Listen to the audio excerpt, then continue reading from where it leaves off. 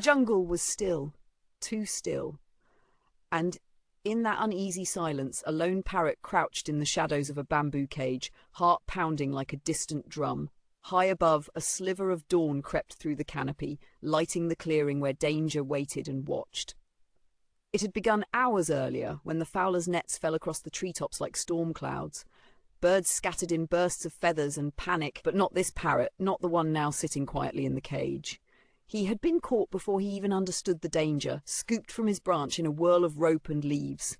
And now he faced the truth every creature in the forest feared, the return of the Fowler. The camp was empty for the moment, abandoned beside a dying fire. But the scent of human presence lingered. Iron, smoke, something sharp and cold.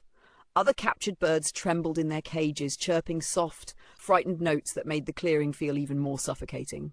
But the parrot, he did not make a sound. He sat perfectly still, green feathers unmoving, eyes bright but unreadable. A single thought pulsed through him.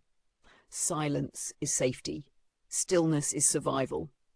From the tree line came the snap of a twig. The parrot froze even more completely, if such a thing was possible. The Fowler's heavy footsteps pushed through the underbrush, boots crushing leaves, branches bending aside as he approached. His silhouette appeared, broad and shadowed, framed by the rising light behind him. He paused at the edge of the camp. Something was wrong. He could feel it. The forest was too quiet, the air too tense, the breeze carrying a note of warning. He stepped forward, eyes narrowing. One of the cages empty. A rabbit he'd caught earlier had chewed through the twine and escaped.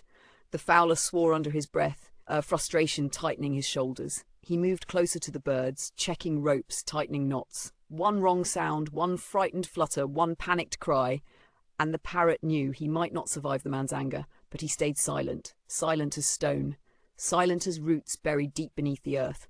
Then, another sound, not from the birds this time, but from the forest itself, a low growl.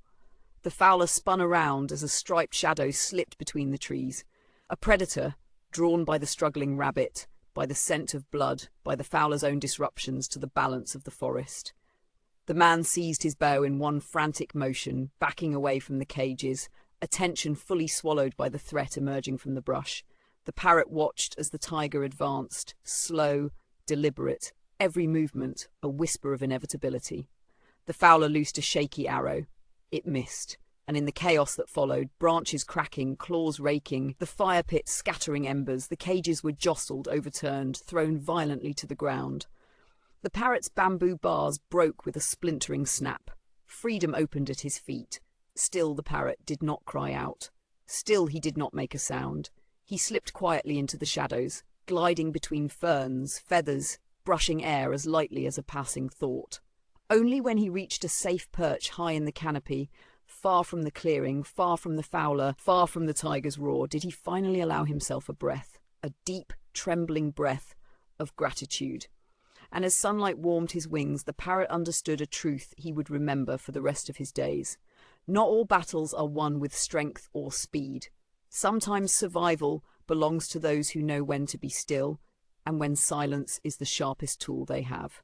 If you enjoyed this story, please like, share, and subscribe to help the channel grow.